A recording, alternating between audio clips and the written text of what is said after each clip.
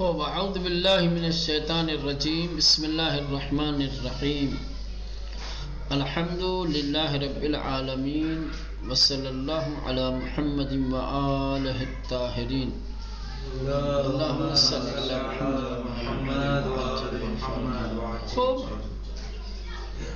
دین اسلام میں علم کی اہمیت کے سلسلے میں پڑھ رہے تھے. بات آج یہاں تک پہنچی ہے کہ توسل بے اولیاء الہی در مسائل علمی مسائل میں، علمی شبہات میں اولیاء الہی یعنی وہ ذوات، وہ شخصیات کے جو محبوب الہی ہیں، وہ ان سے توسل کرنا یعنی ان کے وسیلے سے اپنے علمی مسائل کو حل کرنا. اولیاء الہی صرف اور صرف مادی مسائل حل کرنے کے لیے نہیں ہے. آج ہم اور آپ اولیاء الہی سے توسل اس لیے کرتے ہیں کہ ہماری کوئی مادی مشکل حل ہو جائے. واقعاً آپ چلے جائیں ائمہ معصومین علیہ السلام کے جو واقعی اور حقیقی مزارات ہیں ان پر حاضری ہو، چاہے جو ان کی شبیہیں بنائی گئی ہیں مختلف جگہوں پہ، مقامات پر.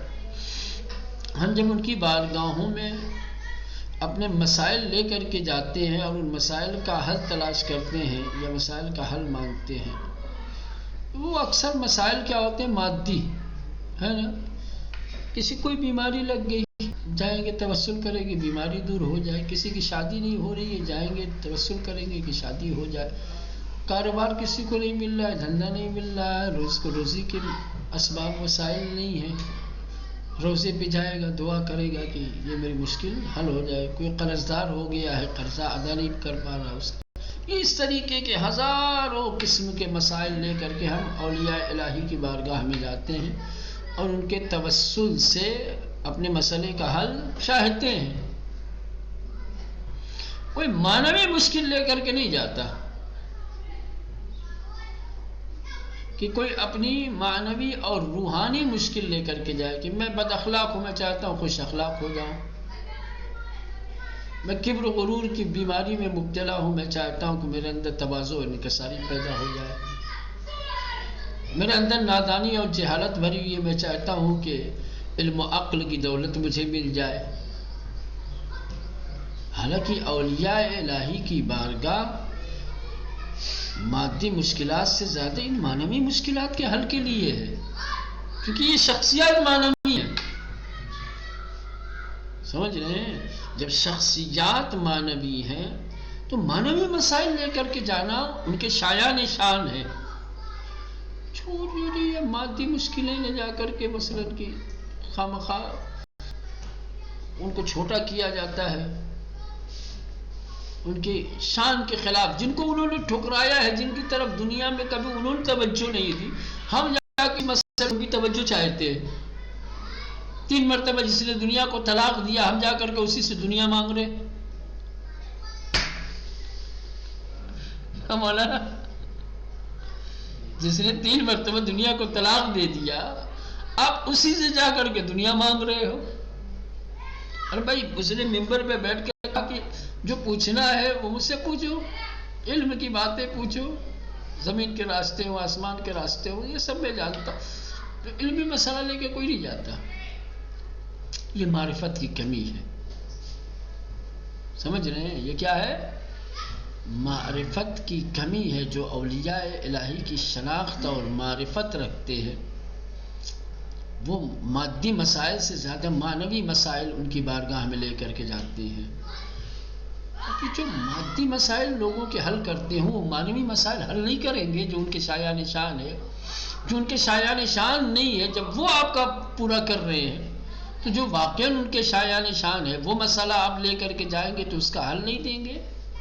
یقین. لیکن معرفت تو ہے. علمی شخصیات میں سے، علماء اسلام میں سے ایک عظیم شخصیت، خصوصاً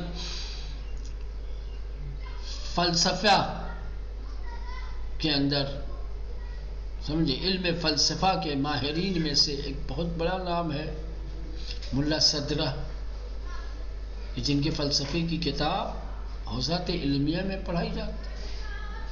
فلسفے میں صاحب فکر و نظر ہے، بہت بڑی شخصیت ہے،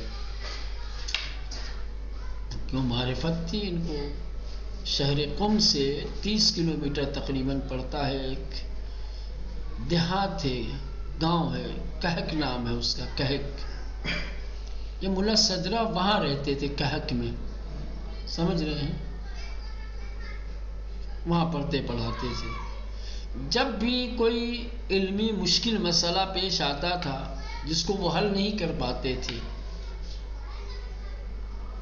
کوئی ایسا سوال کہ جس کا جواب ان سے ممکن نہیں ہوتا تھا، تو وہ کہک سے پیدل چل کر کے قم آتے تھے، اور قم میں 7ویں امام کی دختر نیک اختر جناب معصوم قم سلام اللہ علیہ، جو 8ویں امام کی بہن ہیں، جن کو معصوم قم کہا جاتا ہے، ان کی بارگاہ میں آتے تھے اور پھر توسل کرتے تھے، تو وہاں سے اپنے علمی مسئلے اور سوال کا جواب اور حل لے کر جاتے تھے۔ آتے تھے یہاں توسل کرتے تھے، ان کا علمی مسئلہ کیا ہو جاتا تھا، حل ہو جاتا تھا، ان کو جواب مل جاتا تھا۔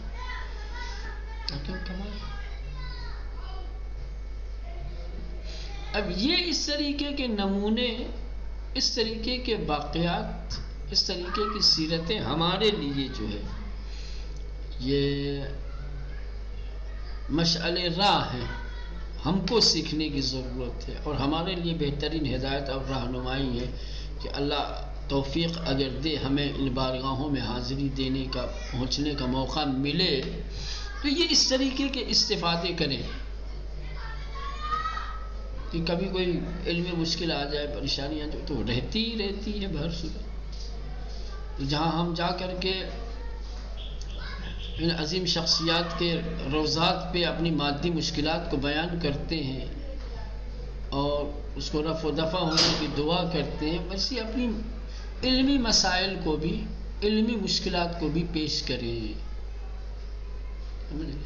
دیکھیں، توسل بے اولیاء الہی، اولیاء جمع ولی، یعنی خدا کے محبوب، اللہ جنہیں دوست رکھتا ہے، اللہ جنہیں پسند کرتا ہے، ان سے توسل، اولیاء الہی سے توسل، دوستان الہی سے توسل، خدا کے محبوب بندوں سے توسل در مسائل علمی مسائل میں۔ توسل کا مطلب ہوتا ہے کہ خدا کی بارگاہ میں ان کا وسیلہ پیش کیا جائے، ان کو ذریعہ بنایا جائے، اور ان کے وسیلے اور ذریعے سے اپنے مسئلے کا حل۔ یا وجیہن عند اللہ اشفع لنا عند اللہ، دعا توسل پڑھتے ہیں نا، دعا توسل کا مطلب یہی ہے کہ خدایا ہم تیری بارگاہ میں یہ وسیلے لے کر کے آئے ہیں، یہ وسیلے تیری بارگاہ میں اتنی قدر قیمت رکھتے ہیں، تیرے نزدیک ان کا ایسا معیار ہے کہ جو بھی انہیں وسیلہ بنا کر کے لاتا ہے تو ان کی حاجتوں کو رد نہیں کرتا ہے۔ اب یہ ایسے کوئی سفارشی بنا کر کے لے کے آ گیا، دیکھا ہے نا دنیا میں ہوتا ہے، کبھی کبھی کوئی ہمارا کام پڑ جاتا ہے کہیں ایسی جگہ پہ کہ جہاں ہمیں اطمینان ہوتا ہے کہ ہماری باتوں کا کوئی اثر ہونے والا نہیں ہے، لیکن اس کے کچھ ایسے لوگ ہیں کہ اگر ہم انہیں لے کر کے جائیں گے تو وہ ٹال ہی نہیں سکتے، کیونکہ وہ اتنے معتبر ہیں ان کی نظر میں کہ وہ اگر ایک زمان کہہ دیں گے تو وہ نہ نہیں بولے گا۔ ایسے ہی ہے خدا کی بارگاہ میں جو اہل بیت اطہار ہیں، اولیاء الہی جنہیں کہا جاتا ہے، خدا کے محبوب بندے، خدا کی نظر میں یہ اتنے معتبر ہیں، اتنے باعظمت ہیں کہ اگر ان کا وسیلہ لے کر کے جاؤ گے، اسی لیے آپ جاؤ، ایک مستقل باب ہے آپ کو، انبیاء الہی جب بھی مشکل میں گرفتار ہوئے ہیں تو انہی کے وسیلہ لے کر کے پہنچے ہیں، اور انہی کے وسیلے سے ان کی مشکلیں حل ہوئی ہیں۔ آدم کی توبہ قبول ہوئی ان کے توسل سے، نوح کی کشتی ساحل نجات تک پہنچی ان کے وسیلے سے، موسیٰ کو دربار فرعون میں کامیابی ملی، فتح حاصل ہوئی ان کے توسل سے، جناب یونس کو شکم ماہی سے نجات ملی ان کے توسل سے۔ یہ پورا ایک سلسلہ ہے، آپ جا کر کے دیکھیں، رد ہی نہیں کرتا خدا، ان کا وسیلہ لے کر کے کوئی جائے خدا کی بارگاہ میں، ہے نا؟ ہاں، مگر یہ ہے کہ وہ کیا مانگ رہا ہے خدا سے، کیا طلب کر رہا ہے، اس میں اس کی مصلحت یعنی یہ ایک الگ چیز ہے نا؟ ویلا جا کر کے میں کہوں کہ مجھے دنیا دے دے تو تھوڑی ملے گی بھائی ہے نا؟ اس کے لیے مصلحت بھی اس میں ہونی چاہیے، ٹھیک؟ مصلحت ہوگی تو یقیناً اللہ رد نہیں کرے گا۔ چلے، مرحوم ملا صدرہ کہہ رہے کہ مرحوم ملا صدرہ یکی از علماء بزرگ در علم فلسفہ، علم فلسفہ کے عالموں میں سے ایک بڑے عالم، فلسفہ کے علم فلسفہ کے بڑے عالموں میں سے ایک ملا صدرہ ہے کہ مدتی در شہر کہک، کہ جو ایک زمانے تک شہر کہک میں کی حدود 30 کلومیٹری شہر قم، اب یہ بریکٹ میں دیا، جو شہر قم سے تقریباً 30 کلومیٹر کے فاصلے پر ہے، زندگی میکرد، یہ کہک میں رہتے تھے۔ ان دانشمند بزرگ، یہ بڑے عالم کہ از افتخارات شیعہ، کہ جو شیعہ کی ناک ہے، جو شیعہ کے افتخارات میں سے ہیں، یعنی ایک مسلک اور ایک مذہب کے افتخارات میں سے انہوں نے جو کہ ایسی کہ تشیع کا افتخار سے وابستہ ہو گیا۔ ہم ان کی ذات پہ، ہم شیعہ ان کی ذات پہ فخر کر سکتے ہیں، ایسی شخصیت۔ می گوید کہتے ہیں کہ ہر وقت شبہی در مسائل علمی برایم پیش می آمد، جب بھی کوئی شبہہ، کوئی شک، کوئی تردید علمی مسائل میں میرے لیے پیش آتا تھا، جیسے کہے علمی مسائل، میرے لیے علمی مسائل میں جب بھی کوئی شبہہ پیش آتا کہ نمی توانی سمعان را حل کنم، کہ جس کو میں خود حل نہیں کر سکتا تھا، کوئی ایسا سوال آ گیا کہ جس سوال کا جواب مجھ سے ممکن نہیں، کوئی ایسا شبہ کہ جس شبہ کو میں دور نہیں کر سکتا، تو کہتے کہ بقم یوم الدم، میں قم آتا تھا، و بحرم حضرت فاطمہ معصومہ می رفتم،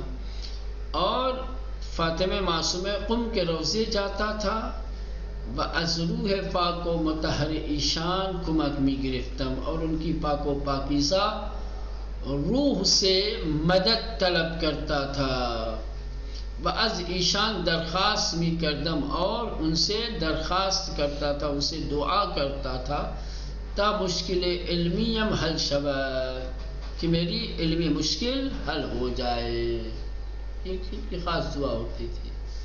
تو جب یہ درخواست کرتے تھے بی بی کی بارگاہ میں آ کر کے اپنی علمی مشکل کے مسئلے کے حل کے لیے، تو ان کی وہ علمی مشکل حل بھی ہو جاتی تھی۔ چلیے، یہ ہو گیا، ایک دم مجبور ہو جاتا ہے نا، کہیں سے کوئی ٹھکانہ نہیں ملتا ہے، تو پھر وہ اس کو یہ بارگاہ یاد آتی، پھر معنویت کی طرف رخ کرتا ہے نا۔ جب تک حالات اچھے رہتے ہیں، ہمارے تعلقات خدا سے خراب رہتے ہیں، جب ہمارے حالات بگڑ جاتے ہیں، خراب ہو جاتے ہیں، تو اچھا اللہ سے تعلقات اچھے ہو جاتے ہیں۔ تو ہمارے حالات جو ہے ہمیں خدا سے نزدیک یا دور کرتے ہیں، ہے نا؟ حالات خراب ہوں ٹھیک، لیکن اللہ سے رشتے اچھے ہوں تو یہ بڑھیا ہے نا، کہ حالات اچھے ہوں، خدا سے رشتے خراب ہوں، یہ اچھا ہے۔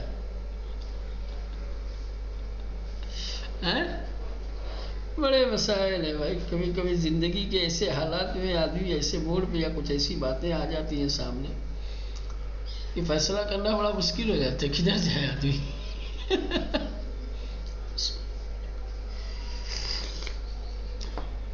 یہ دنیا ہے روایت کے اعتبار سے دنیا اور آخرت میں مشرق اور مغرب کا فاصلہ ہے، یا مشرق اور مغرب کی طرح ہے. تو ایک الگ الگ جہت میں کسی ایک جانب آپ قریب ہو سکتے ہو، ممکن ہی نہیں ہے کہ دونوں سے بیک وقت انسان نزدیک ہو سکے. دنیا بھی آپ کے ہاتھ میں ہو اور آخرت بھی ہو. مشرق اور مغرب جمع ہو سکتے ہیں کیا؟ بیک وقت آپ مشرق سے بھی قریب ہو مغرب سے بھی قریب ہو جائے گا. اب جتنا مشرق کی جانب بڑھیں گے مغرب سے اتنی دور ہوں گے، جتنا مغرب سے قریب ہونا چاہیں گے اتنا مشرق سے دور ہوں گے. یہ جتنے دنیا داری میں جائیں گے آخرت سے دور ہوتے چلے جائیں گے، جتنے آخرت کی جانب جائیں گے دنیا سے دور ہوں گے. یہ خیال خام یہ ممکن ہے ہی نہیں کہ آدمی دونوں کو اکٹھا کر لے. ہاں وہ کسی حد تک بین بین ہو سکتا ہے، تعادل کسی حد تک بیچ میں کھڑا رہے آدمی، تو یہ مینٹین کرنا بھی بڑا مشکل ہے، چونکہ دونوں اپنی اپنی طرف تو برصورت کھینچے گے آدمی کو. ذرا سا انسان کمزور ہوا تو کسی ایک طرف چلا جائے گا، جس کا زور زیادہ ہوگا اسے اپنی طرف کھینچ لے گا.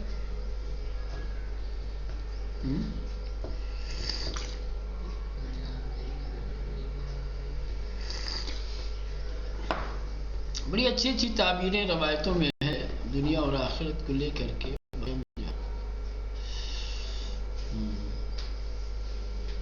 چلو اتنا رہنے سے بہت ہے، بعد میں پڑھیں گے انشاءاللہ. ٹھیک.